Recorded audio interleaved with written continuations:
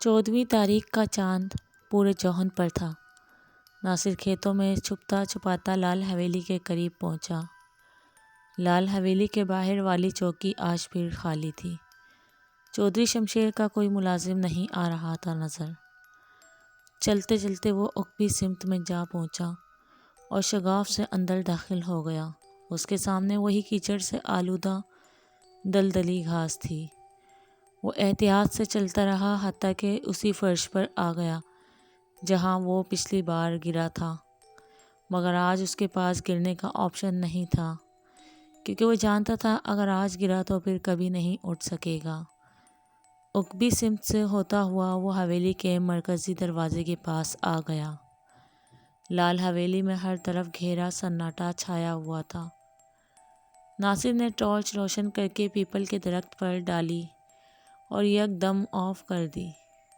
Torch کی روشنی ڈالتے ہی اسے یوں محسوس ہوا جیسے درجنوں آنکھیں اسے گھور رہی ہیں۔ ان آنکھوں کی چمک سے اس نے اندازہ لگا لیا کہ درخت پر الٹا لٹکی یہ وہی منحوس چمگادڑیں ہیں جنہوں نے پچھلی بار اس پر حملہ کیا تھا۔ لال حویلی کے اندر کسی زیرو کی حرکات و سکنات کے کوئی آثار نہیں تھے۔ لال حویلی کے اندر کوئی موجود ہے یا نہیں، اس بات کا پتہ چلانے کے لیے اسے ایک انوکھی تدبیر سوجھی۔ وہ دبے قدموں تھوڑا سا آگے بڑھا اور ایک قدرے بڑا پتھر ہاتھ میں تھام لیا۔ تاک کر پیپل کے درخت کا نشانہ باندھا اور اس پر دے مارا۔ اگلے ہی لمحے ایسے لگا جیسے درخت جاگ اٹھا ہے، کیونکہ اس کی شاخیں لہرا رہی تھیں اور فضا خوفناک چیخوں سے تھرا رہی تھی۔ سینکڑوں کی تعداد میں چمگادڑیں چنگاڑتی ہوئی اڑ رہی تھیں۔ ناصر نے بچاؤ کے لیے اپنے آپ کو ایک جھاڑی کے پیچھے چھپا لیا۔ چمگادڑیں فضا میں چیختی چلاتی لال حویلی کے ارد گرد منڈلا رہی تھیں۔ وہ ان سے بچتا بچاتا چودرانی سکینہ کی قبر کے پاس پہنچ گیا۔ اسے یقین تھا کہ جارج فرنانڈس نے اپنی ڈائری میں جس خفیہ راستے کا ذکر کیا، اس کا کوئی نہ کوئی سراغ ان قبروں کے نیچے بھی موجود تھے، کیونکہ پچھلی بار جب وہ آیا تھا تو انہی سے روشنی پھوٹی تھی اور بدروحیں ان میں داخل ہوئی تھیں۔ اس نے قبر کے پاس جا کر اسے اچھی طرح ٹھونک بجا کر دیکھ لیا، مگر وہاں کچھ نہیں تھا۔ پھر اسے کنویں کے تہہ خانے میں موجود پتھر کا خیال آیا، جسے دھکیل کر وہ راہداری کے ذریعے خفیہ کمرے میں گیا تھا۔ شاید یہاں بھی کوئی ایسا معاملہ ہو، لیکن یہاں اسے ایسا کوئی پتھر دکھائی نہ دیا جسے دھکیل کر وہ قبر کھول سکے۔ خون آشام چمگادڑوں کی سیٹی جیسی منحوس چیخیں آہستہ آہستہ دم توڑ رہی تھیں اور وہ اپنی کمین گاہوں کا رخ کر رہی تھیں۔ وہ وہیں بیٹھا سوچ میں گم تھا کہ اس کی محنت رنگ لے آئی۔ چمگادڑوں کی چیخیں سن کر اچانک حویلی کا اندرونی دروازہ ایک چڑچڑاہٹ کے ساتھ کھلتا چلا گیا۔ اگلا منظر اس کے لیے خاصا حیران کن تھا۔ چودھری شمشیر کا ایک ملازم جو باہر حفاظتی چوکی پر مامور تھا، ادھر ادھر دیکھ رہا تھا جیسے کسی کی تلاش کر رہا ہو۔ ان چمگادڑوں کو کس نے چھیڑ دیا؟ اس نے خود کلامی کی۔ جب اسے کوئی نظر نہ آیا تو اس نے خود ہی کندھے اچکائے اور جیب سے سگریٹ نکال کر سلگا لیا۔ ناصر چونکہ بیلوں کے اندر چھپا ہوا تھا، اس لیے وہ اسے نظر نہیں آیا تھا۔ بہرحال ناصر سوچ میں پڑ گیا، اگر حویلی آسیب زدہ ہے تو پھر یہ یہاں پر کیا کر رہا ہے؟ وہ شخص بلا خوف بڑے اطمینان سے کش لگا رہا تھا۔ ناصر اسے بیلوں میں سے دیکھتا رہا اور پھر اچانک بیلیں ہٹا کر باہر نکل کر اس کے سامنے آ گیا۔ ناصر کو دیکھ کر ایک لمحے کے لیے وہ ٹھنک گیا۔ تم یہاں کیا کر رہے ہو؟ اس نے غرختگی سے پوچھا۔ یہ سوال تو مجھے تم سے پوچھنا چاہیے، ناصر نے آگے بڑھتے ہوئے اطمینان سے کہا۔ جناب کی ڈیوٹی تو باہر ہے۔ وہ گڑبڑا گیا۔ میں یہاں بیت الخلاء جانے کے لیے آیا ہوں۔ ناصر نے سر ہلاتے ہوئے کہا۔ بیت الخلاء جانے کے لیے؟ یقیناً اس سے محفوظ جگہ پورے گاؤں میں نہیں ہے۔ کیوں، میں درست کہہ رہا ہوں نا؟ اسے کوئی جواب نہیں سوج رہا تھا۔ تم کون ہوتے ہو مجھ سے سوال پوچھنے والے؟ میں تمہاری ہڈیاں توڑ دوں گا، اس نے دانت کچکچاتے ہوئے کہا۔ ایک منٹ ٹھہرو بھائی، ناصر نے دونوں ہاتھوں سے اسے رکنے کا اشارہ کرتے ہوئے کہا۔ اتنا غصہ صحت کے لیے ٹھیک نہیں ہے، میری صرف ایک بات کا جواب دو، پھر میں خاموشی سے یہاں چلا جاؤں گا۔ کون سی بات؟ اس نے سگریٹ کا آخری کچھ لگایا اور اسے نیچے پھینک کر مسل دیا۔ میرے ابا کہاں ہیں؟ ناصر نے سنجیدگی سے پوچھا۔ اچھا، ابا سے ملنے آئے ہو؟ اس نے طنزیہ کہا۔ چلو پھر تمہیں بھی تمہارے ابا کے پاس چھوڑ کر آتا ہوں۔ اتنا کہہ کر وہ دوڑتا ہوا آیا اور ناصر سے ٹکرا گیا۔ ناصر اس کے اچانک حملے کی تاب نہ لا سکا اور نیچے گر گیا۔ ابھی وہ ٹھیک سے کھڑا بھی نہیں ہو پایا تھا کہ ہٹے کٹے بدماش نے زوردار تھپڑ اس کی گال پر جڑ دیا۔ ایک لمحے کے لیے ناصر کا دماغ گھوم گیا۔ بدماش کے چہرے پر مسکراہٹ آ گئی۔ وہ اپنے دو خطرناک داؤ اس پر آزما چکا تھا اور اب اپنے دونوں بازو پھیلا کر اسے پکڑنے کے لیے آگے بڑھ رہا تھا، لیکن جیسے ہی وہ ناصر کے قریب پہنچا، ناصر پھرتی سے گھوما اور پھر زوردار مکہ اس کے منہ پر رسید کر دیا۔ مکہ ٹھیک نشانے پر بیٹھا اور اس کے چہرے کا نقشہ بدل گیا۔ چودھری شمشیر کے ملازم کی ناک سے خون کے فوارے کی طرح ابلنے لگے۔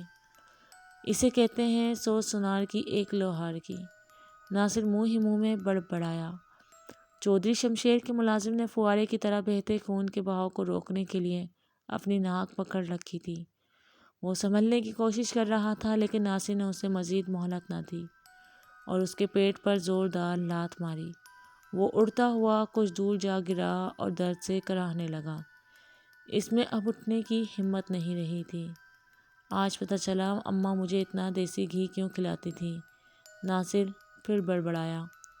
اس نے بدماش کو گریبان سے پکڑ کر اٹھایا۔ بتاؤ میرے ابا کہاں ہیں؟ اس نے مری مری آواز میں کہا۔ وہ اس کی بات ادھوری رہ گئی اور گردن ایک جانب ڈھلک گئی۔ وہ بے ہوش ہو چکا تھا۔ اٹھو، ناصر چلایا، آنکھیں کھولو۔ اس نے بدماش کے گال تھپتھپائے، لیکن اس میں کوئی جنبش نہ ہوئی۔ ناصر نے ادھر ادھر دیکھا، اپنے دونوں بازو اس کی کمر میں پھنسا کر اسے اٹھایا اور دھکیلتا ہوا اندر لے گیا۔ حویلی کی کھڑکیوں سے چاند کی شفاف روشنی، چاندنی مچل مچل کر اندر آ رہی تھی۔ اس نے پھر بھی اپنی ٹارچ روشن کی۔ حویلی کے وسیع و عریض ہال میں دائیں بائیں 2 کمرے تھے۔ ہال کے وسط سے سیڑھیاں اوپر جا رہی تھیں۔ ناصر اسے بائیں جانب موجود کمرے میں لے گیا۔ وہاں اسے رسی مل گئی۔ ناصر نے اسے رسی سے کس کر باندھ دیا۔ وہ ادھ منہ پڑا تھا۔ ناصر اس کی مشقیں کسنے کے بعد مڑا تو ٹھنک کر لے گیا۔ دروازے پر اس کا دوسرا ساتھی کھڑا اسے کھانے چاہنے والی نظروں سے گھور رہا تھا۔ وہ اس کے خون کے قطروں کا پیچھا کرتے کرتے یہاں تک آ گیا تھا۔ تم؟ اسے حیرت کا شدید جھٹکا لگا۔ ہاں میں، ناصر نے سر ہلاتے ہوئے کہا۔ ویسے میرا نام ناصر ہے، تم نہیں۔ اپنے ساتھی کی حالت دیکھ کر اس کی حیرانی کو غصے میں بدلنے میں دیر نہ لگی۔ میں سمجھا پیجو نے آج میرے بغیر ہی نیا شکار کر لیا ہے۔ تم نے اس کی یہ حالت کر دی، میں تمہیں زندہ نہیں چھوڑوں گا۔ وہ سانڈ کی طرح بھاگتا ہوا آیا۔ ناصر کے قریب پہنچ کر اس نے مکہ مارنے کے لیے دایاں ہاتھ گھمایا، لیکن ناصر نے جھک کر اس کا وار ناکام بنا دیا اور دونوں ہاتھ اس کی کمر کے گرد ڈال کر اسے فضا میں بلند کیا اور زمین پر پٹک دیا۔ دھڑام کی آواز کے ساتھ اس کا فرش کے ساتھ تصادم ہوا اور وہ لیٹا لیٹا کراہنے لگا۔ ناصر پورے گاؤں میں کبڈی کا بہترین کھلاڑی تھا اور یہی داؤ پیچ آج اس کے کام آ رہے تھے۔ چند لمحے تک انصر اسے دیکھتا رہا، پھر اسے اٹھانے کے لیے اس کے اوپر جھکا، مگر اس بار ناکام ہو گیا۔ اس نے زوردار لات ناصر کے پیٹ پر مار ڈالی اور وہ اچھل کر کئی فٹ دور جا گرا۔ درد سے اس کی چیخیں نکل رہی تھیں۔ کچھ دیر بعد وہ دیوار کے سہارے اٹھا۔ درد کی وجہ سے وہ سیدھا کھڑا نہیں ہو پا رہا تھا۔ کمبخت نے گھات لگا کر بہت ہی زوردار لات رسید کی تھی۔ میرا نام کالا ہے، کالا، اس نے مکروہ انداز میں کہکا لگایا اور اپنا گھٹنا ناصر کے پیٹ پر مار دیا۔ اس کی چیخ پھر بلند ہوئی اور وہ درد سے دوہرا ہو گیا۔ تم نے جرات کیسے کی مجھے مارنے کی؟ میں آج تک کسی سے نہیں ہارا، تم کس کھیت کی مولی ہو؟ وہ ہذیانی انداز میں چیخ رہا تھا۔ کالا آگے بڑھا اور اسے دونوں ہاتھوں سے پکڑ کر سر سے اوپر اٹھا لیا۔ ناصر نے اس کا ارادہ بھانپ لیا، وہ اسے دیوار پر مارنا چاہتا تھا۔ تمہیں مارنے کے بعد سب سے پہلے میں تمہارے بازو کاٹوں گا، جس سے تم نے مجھے زمین پر پٹکا، پھر تمہارا سر۔ کل جب لوگ پیپل پر تمہاری لاش لٹکی دیکھیں گے تو پھر کوئی ادھر آنے کی جرات نہیں کرے گا۔ اس نے چیختے ہوئے کہا۔ یقینی موت سامنے دیکھ کر ناصر زور سے پھڑپڑایا۔ اس کے ہلنے کی وجہ سے کالے کی گرفت کمزور پڑ گئی۔ نتیجتاً اس نے ناصر کو چھوڑ دیا۔ زمین پر پاؤں لگتے ہی ناصر کمرے سے باہر بھاگا۔ کالا بھی زخمی سانڈ کی طرح اس کے پیچھے پیچھے چلا آیا۔ ہال میں جا کر ناصر پلٹ کر رک گیا۔ اسے کھڑا دیکھ کر کالا بھی رک گیا۔ ناصر اس کے متوقع وار کا جائزہ لینے کی کوشش کر رہا تھا۔ وہ بھاگتا ہوا ناصر کی طرف آیا لیکن وہ ایک جانب ہٹ گیا۔ کالا کافی بھاری بھرکم تھا، اس لیے دوڑتا ہوا اس سے کچھ قدم آگے جا کر رک گیا۔ اس نے غضبناک نظروں سے ناصر کو گھورا اور دوبارہ بھاگتا ہوا آیا۔ ناصر پھر اس کے راستے سے کسی بل فائٹر کی طرح پیچھے ہٹ گیا۔ وار خالی جانے پر کالا پھر تیزی سے آگے نکل گیا، مگر اس بار توازن برقرار نہ رکھ سکا اور منہ کے بل نیچے جا گرا۔ ناصر نے موقع غنیمت جانا اور اس کے سر پر پہنچ گیا۔ کالا بمشکل اٹھنے کی کوشش کر رہا تھا کہ ناصر نے پوری قوت سے لات اس کے پیٹ پر جڑ دی۔ اب کی بار اس نے زوردار چیخ ماری اور کمرے کے بل جا گرا۔ کالا زمین پر بڑا تکلیف سے لوٹ پوٹ ہو رہا تھا۔ ناصر نے اس کی گردن اپنے بازو میں شکنجے کی طرح دبا لی اور زور لگانا شروع کر دیا۔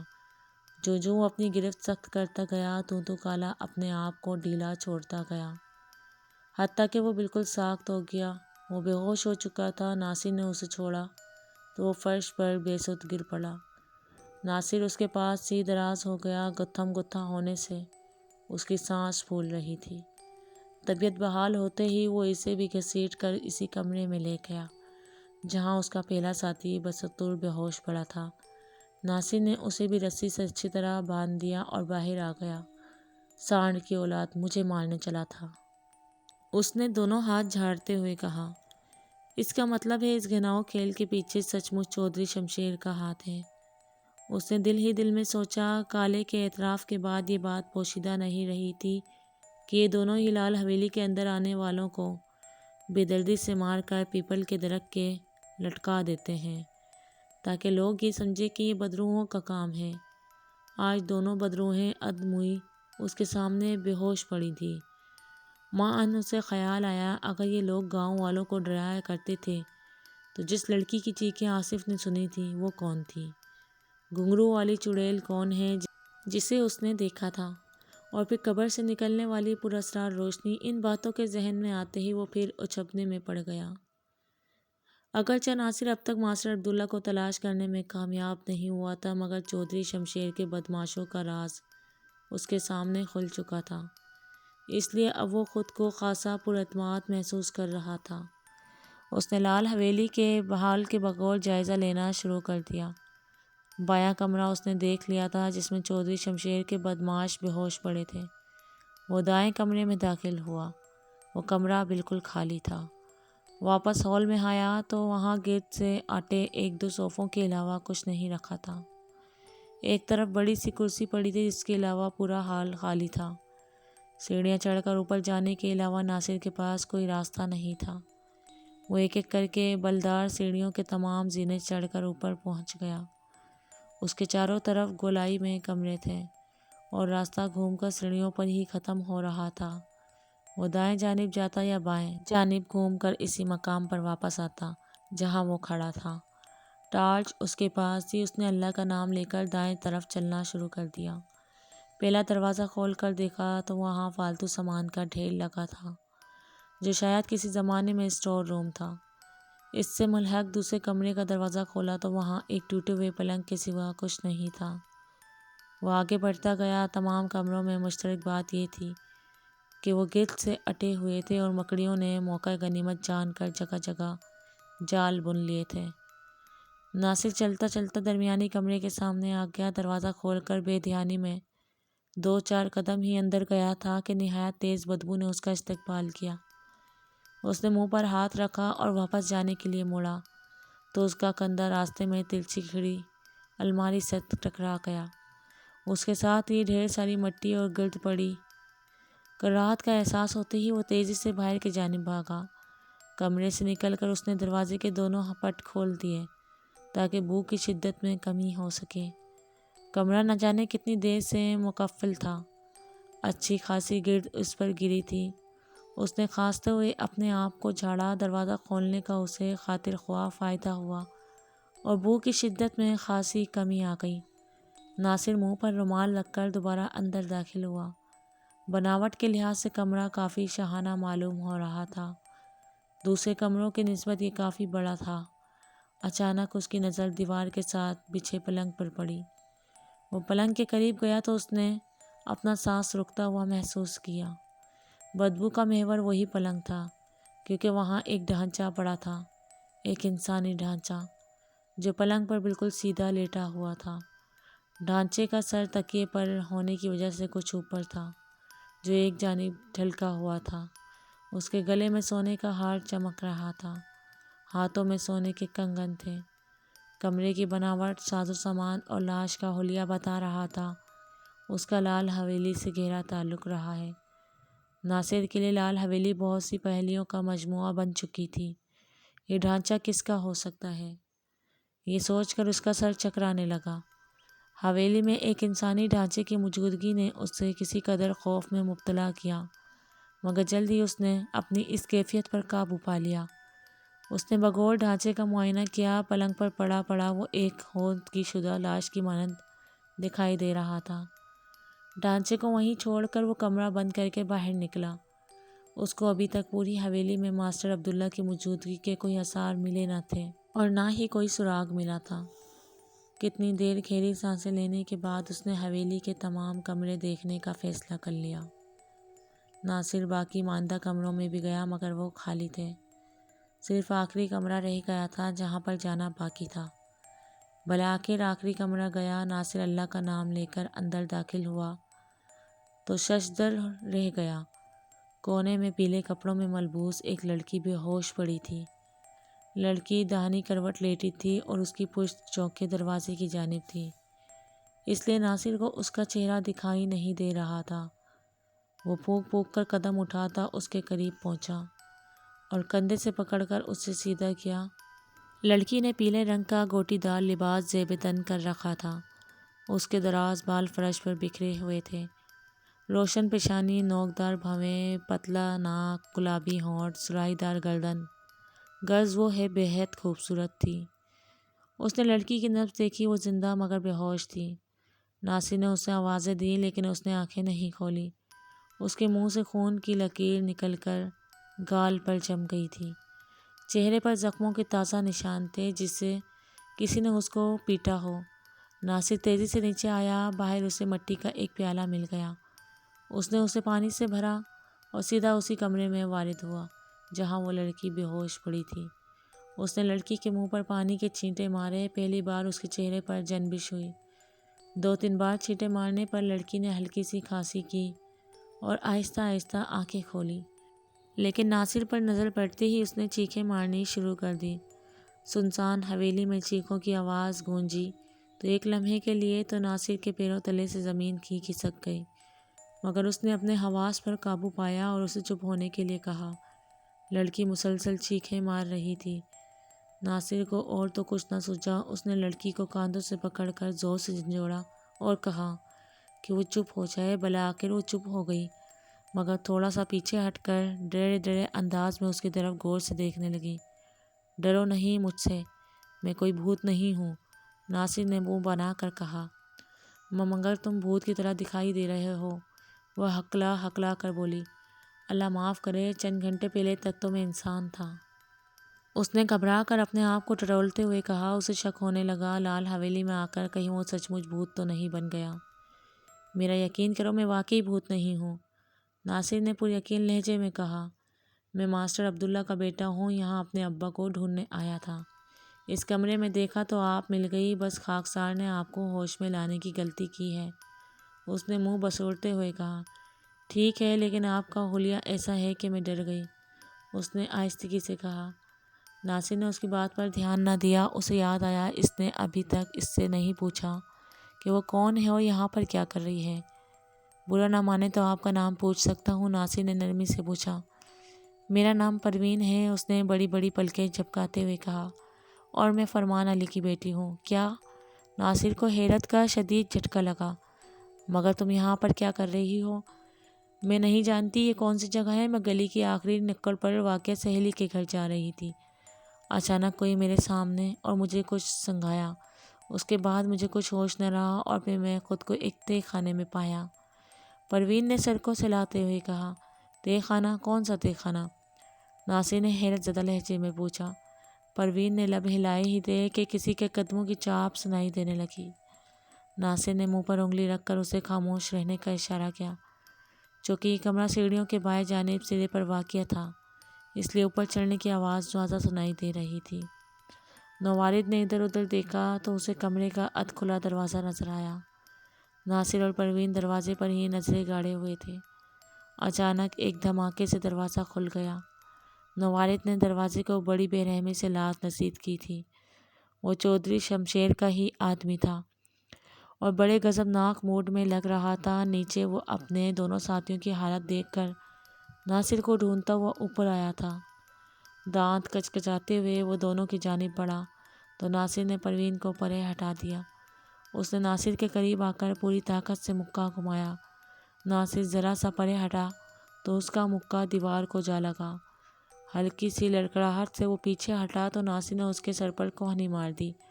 وہ تھوڑا اور لڑکھڑا کر پیچھے ہٹ گیا۔ پہلے بدماشوں کی طرح یہ بھی کافی ہٹا کٹا تھا، اس لیے ناصر کی ضرب کا اس پر زیادہ اثر نہیں ہوا تھا۔ اس نے قہر آلود نظروں سے ناصر کو دیکھا۔ دوڑتا ہوا آیا اور ناصر سے ٹکرا گیا۔ ناصر کو جھٹکا لگا اور وہ دیوار سے جا ٹکرایا۔ دیوار میں ٹکرانے کی وجہ سے وہ چکرا گیا۔ ابھی وہ سنبھلنے کی کوشش کر رہا تھا کہ اس نے ناصر کا بازو پکڑ کر گھمایا اور پوری قوت سے دروازے کی جانب اسے پھینکا، جیسے نیزہ باز نیزے کو پھینکتے ہیں۔ ناصر اپنا توازن کھو چکا تھا۔ وہ بے توازن سیدھا دروازے سے باہر جالیوں سے دھڑام سے ٹکرایا۔ جالیاں چونکہ کافی مضبوط تھیں اس لیے وہ بچ گیا، ورنہ نیچے ہال میں جا گرتا۔ وہ بدماش زخمی سانڈ کی طرح ناک سے پھوں پھوں کی آوازیں نکالتا ناصر کی جانب بڑھا۔ جیسے ہی وہ اس کے قریب پہنچا، ناصر مضبوطی سے اس کے ساتھ چمٹ گیا۔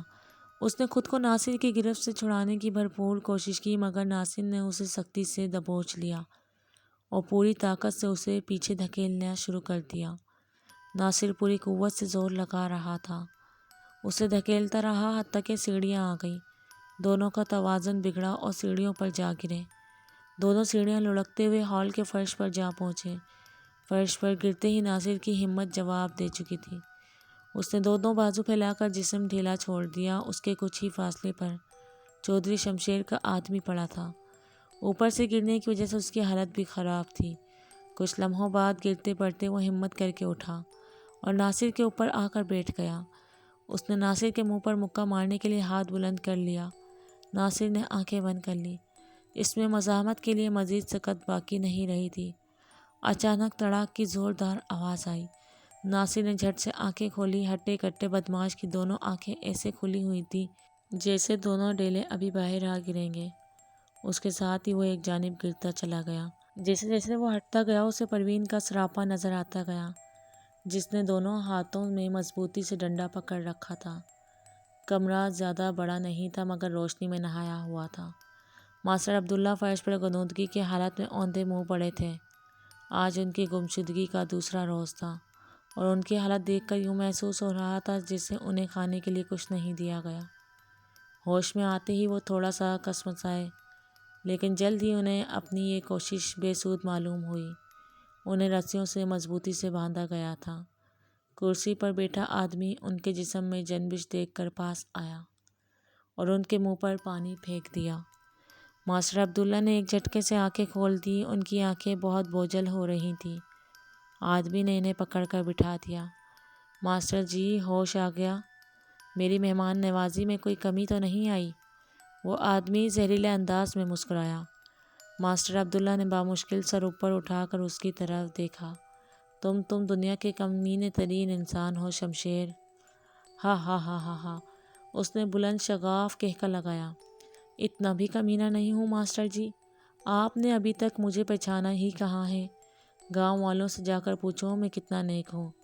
تمہارے پاس اب بھی وقت ہے شمشیر، اپنے جرموں سے توبہ کر کے خود کو قانون کے حوالے کر دو، شاید تمہاری شیطانیوں کا کچھ کفارہ ادا ہو جائے۔ ماسٹر عبداللہ بولے، چودھری شمشیر نے پھر زوردار کہکا لگایا۔ پورے گاؤں پر میرا حکم چلتا ہے ماسٹر جی، یہ سلطنت میں نے دن رات محنت کر کے بنائی ہے، اور آپ کہتے ہیں توبہ کر کے سب مٹی میں ملا دوں؟ تمہاری ہوشیاری تمہیں بچاتی آئی ہے شمشیر، مگر بکرے کی ماں آخر کب تک خیر منائے گی؟ ماسٹر عبداللہ نے اس کی آنکھوں میں آنکھیں ڈالتے ہوئے کہا۔ بکرے کو چھوڑو، اپنا انجام سوچو ماسٹر جی، تمہیں اندازہ بھی نہیں میں تمہارے ساتھ کیا سلوک کرنے والا ہوں۔ چودھری شمشیر نے دانت پیستے ہوئے کہا۔ جو ایک بار میری پکڑ میں آ جاتا ہے وہ زیادہ دیر زندہ نہیں رہتا۔ تمہیں پتہ ہے میں بندے کو مارنے کے بعد کیا کرتا ہوں؟ ماسٹر عبداللہ کو خاموش دیکھ کر وہ خود ہی بول اٹھا۔ میں ان کے اپنے ہاتھوں سے ٹکڑے کرتا ہوں اور پھر درخت پر لٹکا دیتا ہوں، تاکہ لوگ لال حویلی کا نام سن کر ہی کانپتے رہیں۔ اس میں گاؤں کی آدھی سے زیادہ زرخیز زمین کا مالک بن گیا ہوں۔ لوگ مجھے اپنی زمینیں بخوشی بیچ دیتے ہیں۔ تم نہیں جانتے اب میں کتنی دولت کا مالک بن گیا ہوں۔ میں نے لوگوں کو ڈرا کر لوٹا اور تھوڑی سی مدد کر کے ان کے دل جیت لیے، تاکہ کسی کو مجھ پر شک بھی نہ ہو۔ ہا ہا ہا۔ وہ بلند آہنگ کہکے لگا رہا تھا۔ ماسٹر عبداللہ کا دل غم میں ڈوب گیا۔ ان کے لیے یہ بہت بڑا انکشاف تھا۔ گاؤں میں گھناؤنی وارداتیں کرنے والا شیطان آج اس کے سامنے تھا، مگر وہ بہت بے بس تھے۔ ان کی آنکھوں میں آنسو تیرنے لگے۔ آج انہیں یقین ہو گیا کہ چودرانی سکینہ کا قاتل بھی یہی ہے۔ بچوں کی گمشدگی میں بھی تمہارا ہی ہاتھ ہے؟ ماسٹر عبداللہ نے کانپتی آواز سے پوچھا۔ جی ماسٹر جی، انہیں انسانی اسمگلروں کو بیچ دیتا ہوں۔ اس کام میں تو زمینوں سے بھی اچھی کمائی ہو جاتی ہے۔ زمینوں سے فصلیں کٹنے کے بعد پیسے ملتے ہیں، مگر یہاں تو راتوں رات جیب بھر جاتی ہے۔ منہ مانگے دام ملتے ہیں ماسٹر جی۔ ہا ہا ہا۔ وہ مکرہ انداز میں کہکے لگا رہا تھا۔ آج تو ماسٹر عبداللہ نے نفرت سے چودھری شمشیر کے منہ پر تھوک دیا۔ تمہارے ظلموں کی رات ختم ہونے والی ہے شیطان۔ چودھری شمشیر کو ماسٹر عبداللہ سے ایسے رد عمل کی توقع نہیں تھی۔ اس کے دو ملازم پاس کھڑے یہ منظر دیکھ رہے تھے۔ چودھری شمشیر کو اپنی توہین محسوس ہوئی۔ اس سے نہ رہا گیا تو آگے بڑھ کر ماسٹر عبداللہ کے پیٹ پر غصے سے لات مار دی۔ ماسٹر عبداللہ کی چیخ نکلی اور وہ درد سے دھیر ہو گیا۔ چودھری شمشیر نے ماسٹر عبداللہ کو سر کے بالوں سے پکڑا اور زور سے زمین پر دے مارا۔ ان کی چیخ بلند ہوئی اور کچے فرش پر خون پھیلنے لگا۔ چودھری شمشیر نے ایک اور لات ماری، مگر اس بار ان کی چیخ نہیں نکلی۔ وہ بالکل بے بس حرکت میں پڑے تھے۔ چودھری شمشیر نے ماسٹر عبداللہ کو گربان سے پکڑ کر اوپر اٹھایا۔ دیکھو مجھے غور سے، کون ہوں میں؟ پورا گاؤں مجھ سے ڈرتا ہے، تمہیں مجھ سے ڈر کیوں نہیں لگتا؟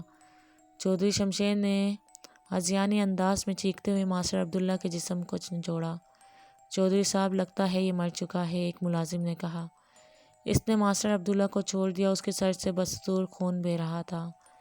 چودھری شمشیر سے ٹکرانے کا انجام یہی ہوتا ہے، صبح ہونے سے پہلے اس کے ٹکڑے کر کے پیپل کے درخت پر لٹکا دینا۔ گاؤں والوں کو ایک اور تحفہ دینے کا وقت آ گیا ہے۔ جی چودھری صاحب۔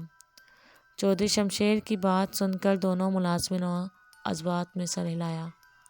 یہ پیجو کالا اور اچھو کیوں نظر نہیں آ رہے؟ کہاں مر گئے ہیں یہ تینوں؟ چودھری شمشیر نے غصے سے پوچھا۔ چودھری صاحب وہ لال حویلی کی طرف گئے ہیں، میں انہیں دیکھ کر آتا ہوں۔ ایک ملازم جانے کے لیے مڑا۔ اوئے ماکھے، انہیں دیکھنے بعد میں جانا، پہلے تم دونوں مجھے آ کر دباؤ۔ صبح گاؤں والے ماسٹر جی کی لاش دیکھ کر دوڑے دوڑے میرے پاس ہی آئیں گے۔ اس سے پہلے کچھ دیر آنکھ لگا لیتا ہوں، اور اس لڑکی کو بھی صبح ہونے سے پہلے پارٹی کے حوالے کرنا ہے۔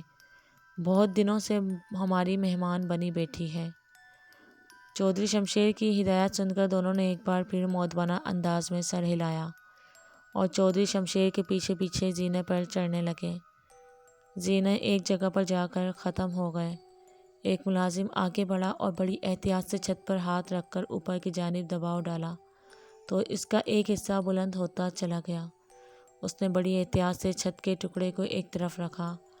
آخری زینہ پار کر کے تینوں اگلے ہی لمحے چودھری شمشیر کے کمرے میں موجود تھے۔ چودھری شمشیر نے اپنی حویلی کے نیچے زیر زمین تہہ خانہ بنا رکھا تھا۔ تہہ خانے سے ہوتی ہوئی ایک سرنگ سیدھی لال حویلی چلی جاتی تھی، جہاں پر دور قدیم کا ایک اور خفیہ تہہ خانہ تھا۔ وہاں سے ایک سرنگ کھیتوں کے نیچے سے ہوتی ہوئی گاؤں سے باہر نکل جاتی تھی۔ چودھری شمشیر نے لال حویلی کے تہہ خانے سے باہر جانے کے لیے اپنی بیوی اور ماں کی برائے نام قبریں بنا رکھی تھی، جو در حقیقت اس کے لیے اور اس کے چیلوں کے لیے گزرگاہ کا کام دیتی تھیں۔ وہ اور اس کے چیلے لال حویلی کے تہہ خانے میں ہی اپنے تمام برے دھندے چلاتے تھے۔ سرنگ کے دوسرے راستے سے بچوں اور منشیات کی اسمگلنگ کا کام کیا جاتا تھا۔ کسی کے وہم و گمان میں بھی نہیں تھا کہ چودھری شمشیر کی لال حویلی کے نیچے تہہ خانے میں اتنا گھناؤ کھیل کھیل رہا تھا۔ دونوں ملازم چودھری شمشیر کے پاؤں دبانے لگے تو اس کی آنکھیں بوجھل ہونے لگیں۔ رفتہ رفتہ کمرہ اس کے خراٹوں سے گونجنے لگا۔ دونوں نے اسے ڈالنا چھوڑ دیا۔ جب انہیں یقین ہو گیا کہ چودھری شمشیر گہری نیند سو چکا ہے تو دونوں اٹھ کھڑے ہوئے۔ اوئے گلو، تو اوپر سے کھیتوں سے ہوتا جا اور لڑکی کو لال حویلی سے لے کر نیچے سرنگ میں آ جا، اور ہاں، ان تینوں حرامیوں کو بھی بلا لا۔ اتنی دیر ہو گئی ہے، واپس نہیں آئے۔ لڑکی کو صبح ہونے سے پہلے پارٹی کے حوالے کرنا ہے اور ماسٹر جی کا کام بھی تمام کرنا ہے۔ بہت کام پڑا ہے ابھی، ماکھے نے تہمکانہ انداز میں کہا تو گلو نے اس بات میں سر ہلایا اور باہر نکل گیا۔ ماکھے نے ایک نظر چودھری شمشیر پر ڈالی جو زور زور سے خراٹے مار رہا تھا، اور دروازہ کھول کر ساتھ والے کمرے میں چلا گیا۔